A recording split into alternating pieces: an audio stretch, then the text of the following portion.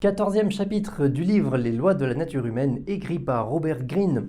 Il y a 18 chapitres au total dans le livre, donc on arrive petit à petit pas loin de la fin. Le thème de ce chapitre-là est l'autorité ou le leadership, comment devenir un bon leader ou comment incarner l'autorité, malgré les ambivalences que les gens ont vis-à-vis de l'autorité.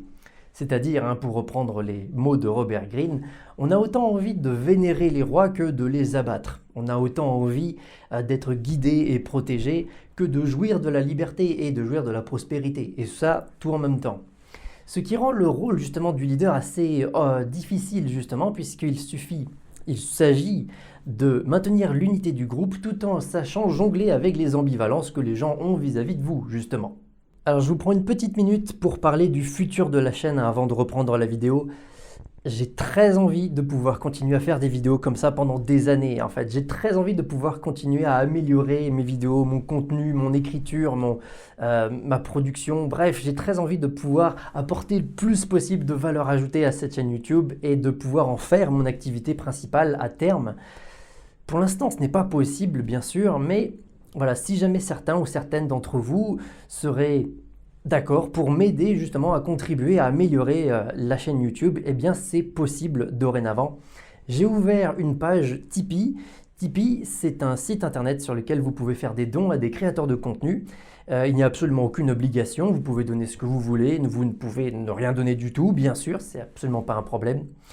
Et voilà, si jamais certains ou certaines d'entre vous souhaiteraient m'aider, eh bien c'est possible. Maintenant, vous avez les liens dans la description. Voilà, on peut reprendre la vidéo normale. Robert Greene, comme vous le savez, aime beaucoup illustrer ses propos grâce à des histoires. Et aujourd'hui, il nous propose celle d'Élisabeth Ier d'Angleterre. Alors, je vous pose le décor d'abord. Nous sommes au XVIe siècle en Angleterre. Du coup, l'Angleterre va mal. Elle est très endettée, très faible aussi militairement. Et en plus de ça, comme Élisabeth est une femme, elle va avoir beaucoup de difficultés à s'imposer, à imposer son règne. Et évidemment, la moindre petite erreur qu'elle pourrait faire pourrait très probablement se retourner contre elle. Donc, à une situation un petit peu tendue. En plus de ça, Élisabeth, lorsqu'elle était enfant, était la fille d'Henri IV. Du coup, Henri IV qui était connu pour faire exécuter à l'une à la suite des autres ses différentes épouses, une fois qu'il s'ennuyait avec elles. Et donc, elle a connu énormément de belles-mères. En plus de ça, lorsque sa demi-sœur était au pouvoir, elle avait voulu la faire exécuter Élisabeth. Donc, une situation particulièrement toxique, stressante. Et donc, notre histoire débute là-dessus. Notre histoire débute le 14 janvier 1559, qui est donc la veille du couronnement d'Élisabeth Ier. La tradition en Angleterre veut que le prochain souverain, le nouveau souverain, dirige une procession au travers Londres. Et donc il faut imaginer Élisabeth dans sa grande robe en or avec ses bijoux partout, en train de se promener donc dans les rues de Londres. Et toute la foule autour d'elle était complètement silencieuse. Et chose complètement inédite alors à ce moment-là, c'est qu'elle se montrait tout à fait accessible aux gens. Elle parlait facilement avec les gens, elle acceptait les petits cadeaux. Par exemple, il y avait une vieille dame qui lui avait offert une branche de romarin et elle l'avait gardée pendant tout le long de sa procession. Elle se montrait extrêmement joyeuse, extrêmement sociable et souriante en fait à la foule, et la foule n'avait jamais vu ça. On n'avait jamais vu un souverain comme ça, aussi facilement accessible, aussi facilement parlant comme ça avec la foule, avec la population directement comme ça ne s'était jamais vu. De sorte que toute la foule autour d'elle était très joyeuse, presque euphorique finalement, et à la fin de sa procession, le tout Londres, lorsqu'il eut entendu parler de ça, était en émoi complet tellement c'était quelque chose qui ne se faisait jamais. Elle prit un certain Sir William Cecil comme ministre, qui était déjà ministre sous Édouard VI. Et le problème avec Sir William était qu'il était très misogyne. Lorsqu'on est du coup ministre d'une reine, ça pose évidemment un problème. Son idée du coup était de prendre petit à petit les rênes du royaume en influençant la reine, parce qu'il pensait qu'une femme ne pouvait tout simplement pas diriger un royaume étant trop inapte car émotionnellement trop instable. Et son idée du coup était de pouvoir marier la reine le plus vite possible pour que son mari devienne roi et dirige le royaume à sa place. Sauf que, en fait, il s'est rendu compte qu'Élisabeth Ier était beaucoup plus forte tête que ce qu'il avait imaginé et il était très impressionné par ça. Par exemple, lorsqu'ils étaient en désaccord sur un sujet, eh bien, la reine n'hésitait pas à le faire taire pendant plusieurs jours, juste parce qu'ils étaient en désaccord en fait. De sorte que pour pouvoir impressionner la reine, il s'est mis à travailler d'arrache-pied encore plus dur pour pouvoir l'impressionner. Et par exemple, il s'est rendu compte qu'en fait la reine était beaucoup meilleure gestionnaire, bien meilleure gestionnaire que ce qu'il avait imaginé. Les relations diplomatiques par exemple, les courriers des relations diplomatiques avec les autres pays passaient d'abord par son bureau, puis après en faisait témoignage à la reine. Mais lorsque la reine apprit ça, elle demanda directement à faire que le courrier arrive directement à son bureau. Et Sir William s'est rendu compte qu'effectivement, elle était très bonne négociatrice, même au niveau des relations diplomatiques, ce à quoi il ne s'attendait pas du tout. Elle finit par vouloir se marier pour pouvoir produire un héritier pour le trône. Parce que, évidemment, le problème, c'est que si elle mourait sans laisser d'héritier, eh bien cela allait créer très probablement une guerre civile pour la succession du royaume. Et donc le Parlement faisait pression sur elle pour qu'elle se marie. Le problème, c'est qu'elle avait très très peur du mariage, évidemment, puisque son père, Henri IV, comme on l'a dit juste avant, exécutait ses différentes femmes une fois qu'elles s'ennuyaient d'elle. Et donc, ça l'a stressée profondément, ce qu'on peut bien comprendre. En plus de ça, si elle épousait un Britannique, par exemple un noble britannique, cela allait peut-être créer des dissensions au niveau de la cour, et donc créer peut-être plus de problèmes que ça n'allait n'en résoudre finalement. Donc la bonne solution, c'était d'épouser un roi ou un archiduc, un prince étranger. Cela allait donc créer aussi une alliance très forte avec l'Angleterre. Mais elle eut une idée très intelligente pour le coup. L'idée était de rester courtisable mais sans jamais se marier véritablement. C'est-à-dire que, par exemple, si elle épousait le roi d'Espagne et que l'Espagne entrait en guerre contre la France, eh bien automatiquement l'Angleterre entrait en guerre contre la France également. Ce qu'elle ne voulait pas, elle voulait éviter ça à tout prix, et donc le fait de rester courtisable, faisait de l'Angleterre du coup un allié potentiel pour toutes les puissances du continent, mais en ne se mariant pas, elle n'entrait pas non plus dans les différents jeux d'alliance, ce qui préservait l'Angleterre du coup des conflits et des guerres avec les autres pays, ce qui était quand même particulièrement pratique. Le problème évidemment, c'est que le Parlement voulait un héritier évidemment pour stabiliser le pays. Et pour ça, il menaçait même Élisabeth de lui couper ses financements si elle ne se mariait pas. Mais malgré tout, elle trouvait toujours une bonne excuse lorsqu'il y avait des négociations de mariage avec tel duc ou tel roi. Eh bien, elle trouvait toujours une bonne excuse pour couper les négociations. Et c'est Sir William qui voyait le plus clairement en elle. En fait, la reine voulait à tout prix éviter les conflits, éviter les guerres. À côté de ça, la France et l'Espagne se ruinaient complètement en guerre. Eh bien, l'Angleterre payait ses dettes petit à petit et même finalement, avec le temps, avec les années, devint même prospère. À l'inverse de son père, par exemple, Henri IV, qui persécutait les catholiques aussi, eh bien elle acceptait les catholiques sur son territoire. De sorte qu'en réalité, ça faisait coup double. Déjà, il n'y avait pas de guerre de religion sur son territoire, mais en plus, elle était en meilleurs termes avec le pape, qui avait une autorité évidemment énorme à l'époque. Bien des années plus tard, le roi Philippe II d'Espagne décida de déclarer la guerre à l'Angleterre. Son idée était alors qu'une femme serait tout simplement inapte à faire la guerre. Et donc, il créa une gigantesque flotte de 130 navires avec 30 000 hommes, en plus de la flotte des Pays-Bas. Et donc, cette flotte-là remonta les côtes françaises pour s'arrêter au port de Calais. Malheureusement pour eux, ce jour-là, il y eut énormément de vent, et la flotte britannique a envoyé 5 brûlots sur les navires espagnols. Alors les brûlots, ce sont en fait des coques de bateaux, que l'on a chargé avec du bois et auquel on a mis le feu. L'idée, c'est d'envoyer ces brûlots-là sur des navires ennemis pour qu'ils prennent feu eux aussi. Tous les bateaux de l'époque, bien sûr, sont faits en bois. Voilà, et donc c'est ce qui s'est passé, effectivement, et grâce au vent aussi qu'il y a eu à ce moment-là, il y a eu un très très grand incendie qui s'est déclaré dans le port de Calais et qui a brûlé une grande partie des navires espagnols.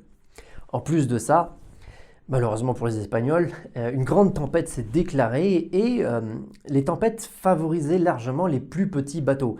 Les navires britanniques, je confonds toujours les deux, les navires britanniques sont plus petits et plus rapides que les gros navires espagnols qui, certes sur le papier, sont vainqueurs, ils ont des plus gros navires, ils ont plus d'hommes, mais le problème, et ça c'est un petit point technique, c'est qu'à l'époque, les bateaux sont faits, si vous voulez, vous prenez un bateau de l'époque, vous le coupez en deux, et vous voyez que la forme de la coque du bateau est très ronde comme ça en réalité. Ça fait quelque chose comme ça. Et lorsque le bateau tangue, en fait, il ne se penche pas sur l'eau, en fait, il roule sur l'eau. Et alors, le problème, c'est que souvent les ouvertures pour les canons, qu'on appelle les sabords, sont faits donc sur différents étages sur le bateau, ok. Et lorsque le bateau roule trop sur l'eau, eh bien l'eau rentre par les sabords, par l'ouverture pour les canons, rentre dans la coque du bateau, l'alourdit et celui-ci peut couler. Et le problème du coup lors des tempêtes, c'est que ce phénomène-là est accentué bien évidemment. Et c'est pas du tout anodin comme phénomène, puisqu'il y avait plus de bateaux coulés à cause de ce phénomène-là que à cause des boulets de canon ennemis. Carrément. Et malheureusement, effectivement, la bataille s'est déroulée en faveur des Britanniques. Les Espagnols ont perdu la majorité de leurs navires, plus de 20 000 hommes ont coulé par le fond, et l'Espagne s'en est retrouvée complètement humiliée. Au contraire, les Britanniques paraissaient être invincibles à ce moment-là, ainsi qu'extrêmement prospères. Même le pape, qui soutenait les Espagnols, car ils étaient catholiques, a retourné leur veste en faveur du coup des Britanniques. Et ça a eu un tel effet finalement que ça a eu à créer un culte autour de la Virgin Queen, du coup de la reine d'Angleterre, de Elizabeth. Et on se référait alors à elle maintenant avec le statut de Her Sacred Majesty, Sa Majesté sacrée. Les années passèrent et la reine avait un faible pour les jeunes hommes, et notamment pour un certain Robert Devereux. Devereux, je la prononce à la française parce que je ne sais pas comment ça se prononce en anglais. Bref, il lui demandait beaucoup de faveurs, il lui demandait de l'argent, il lui demandait des troupes pour aller attaquer sur le continent, pour faire des raids sur le continent. Et elle semblait apprécier le fait de le gâter finalement.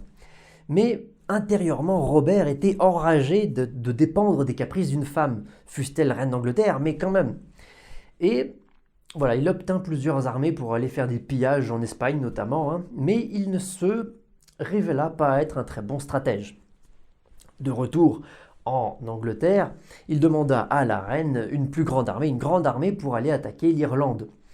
Et malheureusement, en Irlande, ce fut un désastre. Des maladies ont décimé son armée, il y a eu aussi beaucoup de désertions, et donc il demanda des renforts à Londres, à la reine. Entre-temps, donc les renforts arrivèrent, mais entre-temps, il avait fait une trêve avec les Irlandais et son idée était de prendre ce qui lui restait de son armée, plus l'armée en renfort, pour la retourner contre Londres et attaquer la reine avec sa propre armée. Une fois à Londres, du coup, il attaqua le palais de la reine, il arriva en armure pleine de terre, du coup, dans la chambre de la reine pour la faire plier de force, et celle-ci, de manière très très calme en fait, ne semblait pas du tout impressionnée ni pas du tout surprise par le fait de le voir comme ça, et lui dit tout simplement qu'il verrait l'histoire de l'Irlande plus tard dans la journée, très calmement. Et Robert, par cette mise en scène, en fait, finalement, fut extrêmement surpris, fut complètement désarçonné, et dans sa confusion, il accepta tout simplement, ok, on verra ça plus tard. Ce qui suivit fait que tout simplement la reine a appelé les gardes qui ont emprisonné Robert, tout simplement. Il fut emprisonné pendant une année complète avant d'être libéré. Une fois qu'il fut libéré, il essaya de faire un nouveau coup d'État, mais aucun soldat ne voulut le suivre. Il fut donc arrêté une deuxième fois, et puis plus tard, il demanda à être exécuté en privé. L'interprétation que Robert Greene fait de cette histoire est qu'au début de son règne, du règne d'Élisabeth, la situation était compliquée, aussi bien pour le pays qui était endetté et affaibli, que pour sa situation personnelle qui était difficile d'imposer son autorité dans un monde d'hommes finalement. Et elle dut pour ça inventer une complète façon de gouverner, c'est-à-dire qu'elle se faisait passer beaucoup plus proche du peuple, chose qui ne s'est jamais faite par avant, et en faisant passer le bien du pays avant le sien. Ça, c'était quelque chose évidemment très important. Petit à petit, elle montrait qu'elle travaillait énormément, qu'elle n'était pas manipulable, et grâce à ça, elle gagnait de plus en plus de respect dans sa propre cour finalement, montrant qu'elle pouvait aussi bien se montrer colérique et prendre des sanctions aussi si c'était nécessaire, prenant petit à petit de plus en plus de contrôle. En guerre, elle fit construire aussi des navires de défense qui étaient adaptés aux eaux britanniques, justement en cas de tempête au cas où. Plutôt que des gros navires d'attaque, comme ça se faisait à l'époque, parce qu'elle n'était pas tout simplement pas intéressée par la conquête. Ce que Robert Greene ici nous invite à comprendre, c'est que nous avons tous tendance à nous prendre pour des rois ou pour des reines, comme ce fut le cas à l'époque finalement.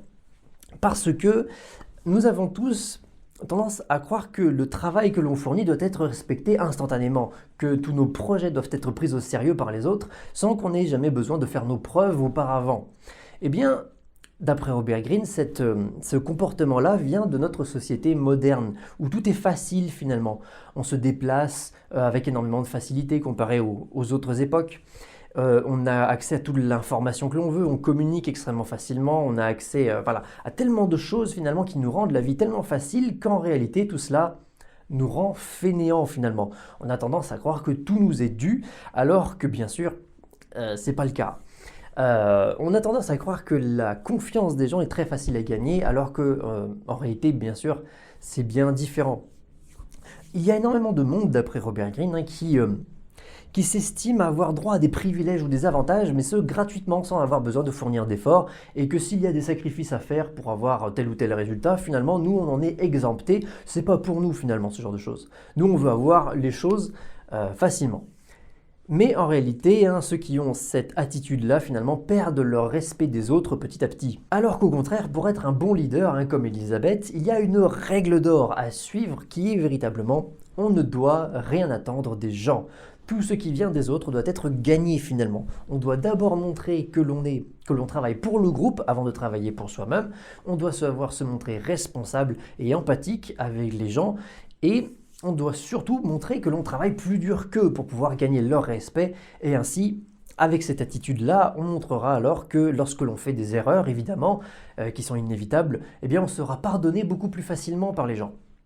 Et de manière générale, ce sera en atteignant des résultats, en atteignant des objectifs que notre autorité grandira. L'une des clés pour comprendre la nature humaine d'après Robert Greene, c'est qu'on a tendance à trop simplifier l'interprétation de nos émotions. C'est-à-dire, ce qu'il entend par là, c'est que nos émotions peuvent être en réalité très complexes, très ambivalentes même, alors qu'on a tendance à croire qu'elles sont simples et on les interprète de manière beaucoup trop simpliste. Par exemple, on peut tout à fait être admiratif et jaloux de quelqu'un en même temps. On peut être en amour et en hostilité, en fait avoir un sentiment d'amour et d'hostilité envers quelqu'un simultanément également finalement.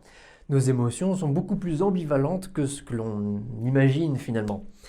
Et en fait ça c'est assez simple à comprendre. Les émotions ne suivent pas du tout la logique en réalité. Elles suivent beaucoup plus la manière dont on s'est développé lorsqu'on était plus jeune. Par exemple, les gens qui avaient eu des parents extrêmement protecteurs, beaucoup trop protecteurs finalement, qui étouffaient carrément l'enfant, eh bien l'enfant finalement n'a jamais développé sa propre confiance en lui-même. Et de fait, une fois adulte, il sera extrêmement vulnérable et dépendant. Au contraire, si un enfant a eu des parents qui étaient extrêmement froids, extrêmement distants avec lui, qui ne lui donnaient pas suffisamment d'amour, eh bien l'enfant va croire que c'est un problème qui est à cause de lui finalement. Il pense que c'est lui l'origine, la cause du problème et donc il va grandir dans un environnement où il ne va pas comprendre ce qu'il fait de mal. Et donc, une fois adulte, en fait, il va avoir des émotions ambivalentes avec ses amis ou avec ses proches. Et il faut bien comprendre qu'on n'a pas conscience en fait de cette ambivalence dans nos émotions. C'est un petit peu comme les biais cognitifs, si vous vous rappelez peut-être des tout premiers chapitres qu'on avait vus du livre, où les biais cognitifs, ce sont des erreurs de logique, des erreurs de raisonnement que notre cerveau fait, parce qu'en fait le cerveau n'est pas parfait du tout en fait, et crée plein de petites erreurs en permanence. Et même si on se rend compte que l'on commet des erreurs, eh bien on ne peut pas les corriger pour autant. Vous savez, c'est un peu comme les illusions d'optique. C'est-à-dire que vous voyez des lignes bouger, vous savez intellectuellement qu'elles ne bougent pas, mais vous ne pouvez pas vous empêcher de les voir bouger. Vous ne pouvez pas vous corriger, en fait. Vous voyez, c'est un peu la même chose, du coup, avec les biais cognitifs ou avec les émotions. Voilà, ça, on ne peut pas les changer. Et ce dont Robert Greene nous parle ici, c'est qu'on a tendance à associer inconsciemment, du coup, à nos figures parentales avec nos leaders. Et en fait, c'est quelque chose qui est tout à fait normal. dans tous les groupes d'êtres humains et même de nos cousins proches, hein, les chimpanzés, les chimpanzés, les primates, pas tous les primates, mais une bonne partie d'entre eux, on a besoin de leaders dans les groupes en fait. On a besoin de leaders pour être au-dessus des conflits d'intérêts. Parce que lorsqu'on est dans des groupes où il n'y a pas de leader du tout, il y a énormément de conflits en fait entre les gens et finalement le groupe finit par se séparer. Et j'ai un exemple comme ça. Par exemple, il existe beaucoup maintenant ce qu'on appelle des éco-villages, c'est-à-dire donc des habitats collectifs, des habitats participatifs où les gens par idéologie, souvent des idéologies proches de l'écologie, refusent d'avoir des leaders, refusent d'avoir des chefs et essayent de gérer tous en commun en même temps. Et en réalité, ces choses-là ne fonctionnent pas du tout, ou fonctionnent extrêmement mal, hein. La plupart des éco-villages comme ça ne fonctionnent pas. Les gens finissent par se séparer parce qu'il y a énormément de conflits entre les gens, même des tout petits trucs en fait finalement, des tout petits conflits à propos de petites choses, mais en permanence, et du coup les gens, ça marche pas. Et donc voilà, c'est tout à fait naturel, c'est tout à fait normal d'avoir des leaders. Mais le problème que nous dit Robert Greene, c'est que cela ne nous empêche absolument pas d'avoir des émotions ambivalentes vis-à-vis de nos leaders. On peut aussi bien les craindre que finalement de jalouser leurs privilèges d'un autre côté. Et les leaders ne se rendent pas compte de ce genre de choses parce que les gens changent en leur présence. Et on n'ose pas leur dire tout en fait aux leaders, on n'ose pas forcément leur parler facilement et donc on garde un peu les choses pour nous, ce qui a tendance à créer des tensions très très facilement et très rapidement, de sorte que dès qu'ils font la moindre erreur, en fait ça leur est reproché très fortement, en tout cas beaucoup plus que si ça avait été quelqu'un d'autre. Et les leaders sont aussi très très rapidement jugés aussi sur leurs derniers échecs ou leurs derniers succès. Ça c'est quelque chose qui existe depuis toujours. Le rôle d'un leader est celui d'incarner l'autorité qui permettra de maintenir le groupe, de maintenir l'unité du groupe. Ça c'est vraiment l'essence même du leadership d'après Robert Greene. L'idée d'un leader, hein, sa tâche première est celle d'être au-dessus de la vie, de la petitesse de la vie quotidienne finalement, et de développer une vision des choses à long terme, de développer des objectifs très clairs à atteindre qui permettront de fédérer le groupe justement dans le but d'atteindre ces objectifs-là, d'avoir une mission véritablement à réaliser avec le groupe. Et parce que tout cela est fédérateur justement, ça donne de l'élan, ça donne de l'énergie et c'est ça qui maintient justement un groupe et qui permet d'aller de l'avant. Donc, évidemment, les leaders doivent avoir de fait tout un tas de caractéristiques, de psychologiques, on va dire, qui leur est propre. Par exemple, ils doivent évidemment éviter d'être mesquins. Bien sûr, ils doivent aussi travailler pour le groupe et non pas pour eux-mêmes. Un leader qui travaillerait que pour lui, au bout d'un moment, perdrait son autorité sur les autres, bien sûr. Il doit aussi éviter d'être indécis, hein, puisque un leader qui a une belle vision à long terme, qui a des bonnes relations avec les gens, mais qui a peur de prendre une décision, bien finalement, le groupe ne pourra aller nulle part. Autre chose aussi, bien sûr, un leader doit avoir une grande confiance en lui-même, parce que la confiance, c'est contagieux, évidemment, avec les autres. Quelqu'un qui a énormément de confiance en lui, on a envie de le suivre naturellement. Il doit aussi, bien sûr, avoir des bonnes relations avec les membres de son groupe. Ça, c'est la base, évidemment. Mais il doit surtout ne jamais considérer le soutien des autres comme étant quelque chose d'acquis. Parce que si on considère que le soutien des autres est acquis, finalement, on risque de se reposer un peu sur nos lauriers et de laisser les relations se dégrader petit à petit. Or bref, la vision et l'empathie sont les deux piliers du leadership. En tant qu'étudiant à la nature humaine, votre tâche est double. Déjà, dans un premier temps, vous devriez observer, hein, Robert Greene insiste vraiment là-dessus, sur le fait d'observer ce qui motive les gens, observer ce qui les influence. Mais attention, ce qui les influence sans utiliser la force, sans utiliser de discours de motivation, ce genre de choses. L'idée, c'est surtout de savoir pourquoi les gens font vraiment ce qu'ils font.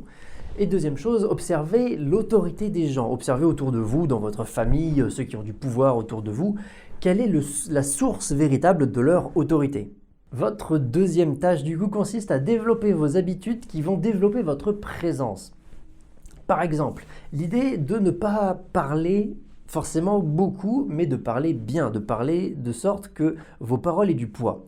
Par exemple, quelqu'un qui parle énormément, qui parle sans dire forcément des choses très pertinentes, finira par ne plus être tellement écouté par les autres. Alors qu'au contraire, si quelqu'un parle peu, mais qu'à chaque fois qu'il parle, c'est exactement ce qu'il faut dire au bon moment, eh bien d'un seul coup, sa présence va être beaucoup plus importante. De manière générale aussi, écoutez beaucoup plus les gens, et notamment les gens qui ont des rangs hiérarchiques ou sociaux plus basses que la vôtre. Par exemple, les leaders, eh bien forcément, ils sont au sommet de la hiérarchie et n'écoutent que ceux qui ont des hiérarchies plus basses. Donc le fait d'avoir cette habitude-là dès le départ va vous donner justement cette présence un peu de leader. Évidemment, c'est quelque chose qu'il faudra développer. Et l'idée de Robert Greene, c'est que l'on peut aussi tester justement notre présence aux yeux des autres.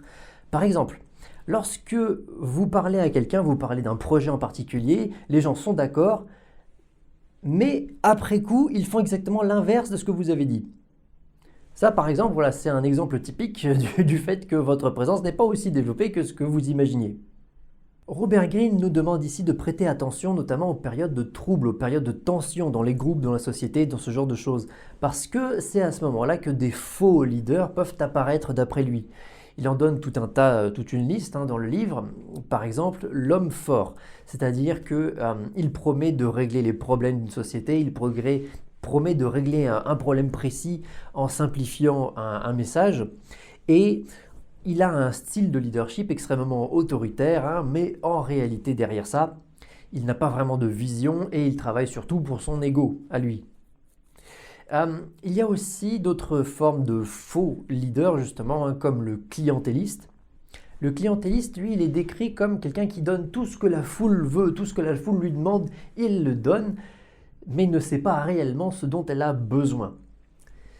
Il y a aussi par exemple le leader fun. Alors le leader fun, c'est quelqu'un d'extrêmement sociable qui joue énormément sur les apparences et tout, mais en réalité il n'y a pas grand chose derrière. Et en réalité tous ces faux leaders là justement apportent encore plus de désarroi en réalité. Ce dont un groupe a besoin, ce dont une société a besoin, c'est d'un leader qui voit les changements arriver longtemps à l'avance, parce qu'il a un plan, une vision à long terme qui permet justement de garder la cohérence d'un groupe sur le long terme. Et comme étudiant à la nature humaine, Robert Greene ici veut nous enseigner que la seule véritable autorité est une autorité démocratique. Il ne s'agit pas du tout d'une question de statut, de position sociale, de position hiérarchique, de rang ou de quoi que ce soit, ou de statut véritable, officiel. Il n'y a d'autorité que celle que les autres veulent bien nous donner finalement. L'autorité n'est que naturelle, n'est que démocratique par essence même. De sorte que l'essence même, le cœur du sujet lorsqu'on parle de leadership, c'est de faire en sorte que les autres veulent nous suivre en réalité. Et même si, d'après Robert Greene, de temps en temps on a forcément besoin de temps en temps d'utiliser soit de la force, soit de systèmes comme de punition, récompense ou de discours de motivation, eh bien tout est une histoire de degrés en réalité. Moins vous aurez besoin de ce genre de choses-là, eh bien meilleure sera votre autorité. Moins vous aurez besoin de tous ces artifices finalement, mieux ce sera, parce que mieux les gens auront véritablement envie d'eux-mêmes de vous suivre. L'idée maintenant, c'est de trouver votre propre style de leadership. L'idée de Robert Greene ici, c'est de développer certains traits de votre personnalité pour devenir des leaders plus efficaces. Certaines personnes essayent de changer leur personnalité justement pour correspondre à certains types de comportements, justement pour devenir leader. Mais par contre, ça pose un problème, ce genre de choses, parce que les autres en fait voient votre transformation et sentent que c'est pas forcément naturel, et ça peut être vu comme quelque chose d'opportuniste en fait, ou en tout cas ça peut créer des malaises. Vous voyez ce que je veux dire? L'idée bien sûr c'est de rester naturel justement, de complètement assumer votre personnalité et de développer au contraire certains traits de votre personnalité en particulier. Ça sera du coup beaucoup plus naturel bien sûr et beaucoup plus facile pour vous de le faire. Et donc ce que Robert Greene nous propose ici, c'est toute une liste d'archétypes de différents styles de leadership justement, avec lesquels on pourrait se correspondre, ou en tout cas voir lequel nous correspond le plus justement par rapport à notre propre personnalité. Par exemple, l'un des styles est celui du sauveur, qu'il appelle. Alors, si vous avez vu la précédente vidéo, vous vous rappelez sûrement de Martin Luther King. Eh bien, Martin Luther King est typiquement un sauveur, justement. C'est quelqu'un qui est plein de convictions et qui est absolument contre les injustices, justement. Quelqu'un qui est très très motivé par le fait de réparer les injustices, justement, des gens, des autres, des communautés. Et voilà, c'est des gens qui ont beaucoup beaucoup d'énergie, justement, et qui aiment entraîner les foules avec eux. Entraîner les foules, c'est un peu le principe du leadership, mais voilà. Et en France, par exemple, on peut aussi citer l'abbé Pierre, qui est un peu dans ce style-là aussi. Un autre archétype, par exemple, de leadership est celui du fondateur. Alors celui-là, c'est peut-être le préféré des gens de manière générale. Le fondateur. Les fondateurs, ce sont des gens qui aiment inventer des trucs. Ils sont non conventionnels, assez indépendants, ils font un peu leur truc dans leur coin et après, dès qu'ils ont une bonne idée, ils essayent de le partager avec le plus de monde possible pour créer quelque chose de grand, de nouveau surtout. Ils sont intéressés par la nouveauté et n'aiment pas du tout le statu quo, par exemple, vous voyez. Et ce sont des gens comme par exemple Steve Jobs, très clairement, très facilement, ou aujourd'hui on pourrait parler d'Elon Musk aussi par exemple, qui est dans cette vibe-là justement du fondateur, créer quelque chose de nouveau. On peut parler aussi d'un autre archétype, comme celui de l'artiste visionnaire. Alors c'est quelqu'un qui aime bien retourner les conventions justement, qui aime imposer son propre style justement, et ce sont des gens qui trouvent assez facilement des audiences, assez facilement des fans justement, et qui aiment bien justement voilà, imposer leur style. Enfin, pas imposer leur style, c'est de partager leur style, vous voyez. Par exemple, on peut parler de Coco Chanel, par exemple, typiquement. Après, il nous fait toute une longue liste, hein, véritablement. Je vais vous en citer plusieurs. Par exemple, le pragmatique calme. Alors ça, c'est un leader qui est assez intéressant dans le sens que c'est quelqu'un qui aime bien réparer les choses, c'est quelqu'un qui aime bien soigner des groupes par exemple, où il va dans une entreprise typiquement, qui répare l'entreprise de l'intérieur et puis après la revend. Voilà, c'est ce genre d'entrepreneur-là. Ou alors des coachs qui vont voir des équipes qui sont mal en point et essayent de retourner la tendance justement. Vous voyez, ça ce sont des gens qui ont une patience infinie justement pour réaliser tout ça. Et voilà, ce sont les pragmatiques calmes. Il y a aussi les chercheurs de vérité. Alors les chercheurs de vérité, eux, ils sont absolument intolérants aux mensonges. Eux, ils cherchent à tout prix la vérité, justement, essayer de trouver ce qui existe, ce qui est vraiment. Et voilà. Bref, il y en a plein d'autres. J'en citerai juste un dernier, c'est le professeur. Alors c'est quelqu'un qui invite les autres du coup à donner le meilleur d'eux-mêmes, à apprendre de nouvelles choses, à essayer et voilà, qui pousse les autres un peu à essayer. Un peu comme un coach sportif si vous voulez, dans le sens que c'est le chef de l'équipe, mais en même temps il a le rôle de soutien et ne fait pas les choses lui-même par lui-même. Vous voyez ça me donne, alors ce n'est pas dit dans le livre, hein, mais ça me donne beaucoup l'impression, par exemple, que Emmanuel Macron serait dans ce style-là, par exemple. Surtout, si on se rappelle, lors du début de son premier mandat, il avait des discours qui étaient très dans ce style-là, c'est-à-dire avec un ton très professoral, pour pousser les autres à créer leurs entreprises, la Startup Nation, et ce genre de choses. Donc j'ai l'impression qu'Emmanuel Macron est plutôt pas mal dans ce style. Et tout ça vous aidera à découvrir votre propre archétype de leadership, votre propre style de leadership. Mais vraiment, hein, sur ces différents passages-là du livre, hein, Robert Greene insiste beaucoup sur le fait que, il insiste en tout cas sur le fait que si certains d'entre vous souhaiteraient jouer un rôle, en fait, jouer le rôle du leader, mais ne pas être vraiment eux-mêmes, pas être vraiment authentiques, souvent parce que manque de confiance en soi, donc on essaye de jouer quelqu'un d'autre pour essayer de surpasser son manque de confiance en soi, par exemple. C'est pas une bonne idée parce que ça se ressent très très bien par les autres, hein. Les gens le ressentent, ce genre de truc. Donc il vaut mieux être parfaitement authentique, quitte à montrer qu'on est vulnérable en premier abord, mais ça sera vu comme plus honnête en fait de la part du groupe, alors qu'en réalité, si vous jouez un rôle, ça peut être vu comme quelque chose d'opportuniste et voilà, ça peut vraiment mettre des malaises au sein du groupe. Donc vraiment, l'idée étant de découvrir le plus tôt possible votre propre archétype. Ça demandera un petit peu d'introspection, mais c'est important. Et plus tôt vous arriverez à découvrir votre archétype de leadership, plus tôt vous arriverez à aiguiser, à affiner vos compétences, justement vos compétences peut-être relationnelles, ou à vous adapter à la culture du groupe. Alors la culture, c'est quelque chose qui est mis de côté assez facilement par les gens, alors que c'est quelque chose qui est très important. La culture, c'est par exemple évidemment l'ambiance qui règne dans un groupe, les différents styles de relations qu'ont les gens les uns avec les autres, ou les différentes références culturelles communes au groupe, vous voyez, qui construisent petit à petit une véritable histoire du groupe en lui-même. Ça, c'est quelque chose qui est très important aussi, auquel il faut s'adapter. Bref, de manière générale, l'idée étant de développer vos traits de personnalité qui vont impressionner les autres. Robert Greene nous donne ici un petit exemple historique qui est très intéressant, que j'aime beaucoup. Il s'agit de l'exemple de Xénophon, de l'histoire de Xénophon. On est en 401 avant Jésus-Christ en Grèce, où la Grèce et la Perse se font la guerre. Un groupe de mercenaires, de 1000 mercenaires, se fait prendre prisonnier par Darius de Perse. Et leur sort est vraiment peu enviable, puisque très probablement ils vont être soit exécutés, soit mis en esclavage. Donc, un certain Xénophon dans le groupe de prisonniers était un disciple de Socrate, et il avait appris de ce dernier de penser par lui-même, de réfléchir par lui-même avant de parler.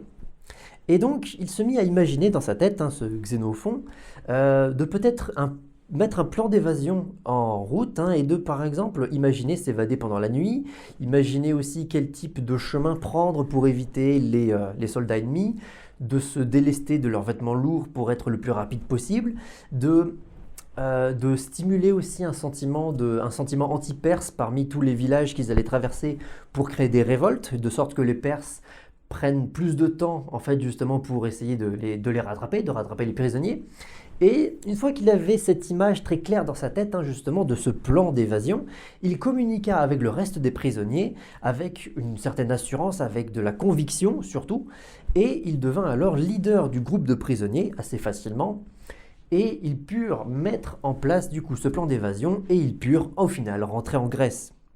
Dans ce genre de situation, beaucoup de gens ont tendance à surréagir ou à paniquer, mais certaines personnes arrivent quand même à garder leur sang-froid, à rester lucides sur la situation. Eh bien, ce sont ces gens-là qui peuvent potentiellement être les leaders du groupe. Et pour pouvoir nous-mêmes réaliser ce genre de choses, il faut dans un premier temps réussir à se déconnecter émotionnellement de la foule, en fait, autour de nous. Nous sommes une espèce sociable, plus que toute autre chose, et il est extrêmement facile de se laisser contaminer en fait par les émotions de la foule, par l'énergie de la foule. L'exemple typique, c'est lorsqu'on est dans un stade. Vous voyez, un stade de foot, par exemple, votre équipe vient de marquer, vous êtes pris dans la liesse collective. Mais cette liesse-là, elle est plus forte que si vous étiez juste tout seul devant votre écran de télé. Vous voyez, on est complètement contaminé par les émotions de la foule, et c'est quelque chose qui est normal, complètement normal. Notre espèce fonctionne comme ça. Mais l'idée étant de réussir à se déconnecter de la foule, justement, pour pouvoir développer votre propre vision personnelle des choses. Évidemment, il faudra écouter les autres pour comprendre leur perspective et pour intégrer ces perspectives-là à la vision que vous avez, bien sûr, parce que sinon ça ne marchera pas. Mais il faudra quand même réussir à développer votre propre point de vue personnel sur les choses. Par exemple, sur l'histoire de Xénophon, disciple de Socrate, justement, avait appris à avoir justement cette déconnexion-là, justement, pour développer sa propre façon de penser. Et l'un des exercices que propose Robert Greene ici, étant d'imaginer votre vision du futur, la vision que vous avez envie d'atteindre, ok, et de vous immerger complètement. Vous fermez les yeux et vous vous imaginez ayant atteint cet objectif. Ça y est, cet objectif-là, il est fait. Eh bien, l'idée de cet exercice, c'est de vous rappeler ce que vous avez dû faire pour atteindre cette situation. En fait, c'est un petit hack, on va dire, de notre cerveau, parce que lorsqu'on est dans une situation donnée, comme par exemple maintenant, et je veux atteindre un objectif, mettons, dans 2 ans, ok, eh bien, il est beaucoup plus facile de s'imaginer ayant atteint déjà cet objectif-là pour se rappeler ce que l'on a fait pour l'avoir fait, j'espère que je suis clair, que de juste imaginer ce qu'il faut faire maintenant pour atteindre cet objectif. J'espère que je suis clair. Mais voilà, c'est un exercice qui est tout à fait intéressant et que j'ai vu assez souvent d'ailleurs dans d'autres livres de développement personnel. Les leaders inspirants sont ceux qui travaillent plus dur que les autres, ceux qui, par leurs efforts, arrivent à tirer tout le groupe vers le haut pour atteindre de nouveaux standards, des standards plus élevés. Et la notion ici de standard est très importante. Ce qu'on appelle standard dans le livre, eh bien, c'est l'ensemble des règles, des valeurs, on va dire des principes que l'on s'impose à soi-même justement dans notre travail, dans nos relations aux autres, ce genre de choses. Par exemple, et je vais vous expliquer en quoi c'est très important. Prenons l'histoire d'Élisabeth Ier d'Angleterre. Eh bien, vous vous rappelez, William Cecil, le ministre, pensait pouvoir manipuler facilement la reine, la marier rapidement avec un homme pour qu'on puisse vraiment travailler et commencer le travail. Sauf qu'évidemment, il ne s'attendait pas à ce que la reine soit à ce point-là assertive, et au final, c'est lui qui a dû travailler plus dur, augmenter ses standards, du coup, pour impressionner la reine.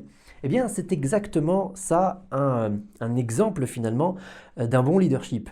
La reine a forcé en fait sa cour et son ministre à travailler plus dur, à augmenter ses standards. Vous voyez ? Et alors, dans le livre, Robert Greene nous offre ici un exemple absolument génial de standard. Je pense parmi les meilleurs. Celui de Léonard de Vinci. La devise de Léonard de Vinci était ostinato rigore, qui veut dire la rigueur obstinée. Et Léonard de Vinci, en fait, lorsqu'il avait une commande, par exemple d'un tableau ou d'une architecture en particulier, bref, lorsqu'il avait une commande, il travaillait énormément. Il travaillait en fait le plus possible. Il donnait à ses commanditaires en fait beaucoup plus de choses que ce qu'on lui avait demandé à la base. Et à force de faire ce genre de choses-là, à force de fournir autant d'efforts finalement, eh bien, ça a fait de lui que l'on parle de lui, même des siècles après sa mort finalement, même des siècles encore aujourd'hui après sa mort, on continue de parler de lui comme d'un grand génie. Eh bien, je suis persuadé que c'était en grande partie grâce à ça justement, ostinato rigore. Et une autre chose importante aussi, c'est de toujours apparaître aux yeux des membres de votre groupe comme un donneur au groupe, beaucoup plus que comme un preneur au groupe. J'entends par là que si les gens ont l'impression que vous prenez plus du groupe que ce que vous lui donnez, ils vont pas vous respecter. Ou alors, ça va être plus compliqué. Par exemple, l'histoire de Girolamo Riario, si vous vous rappelez peut-être plusieurs vidéos en arrière, l'histoire de Caterina Forza.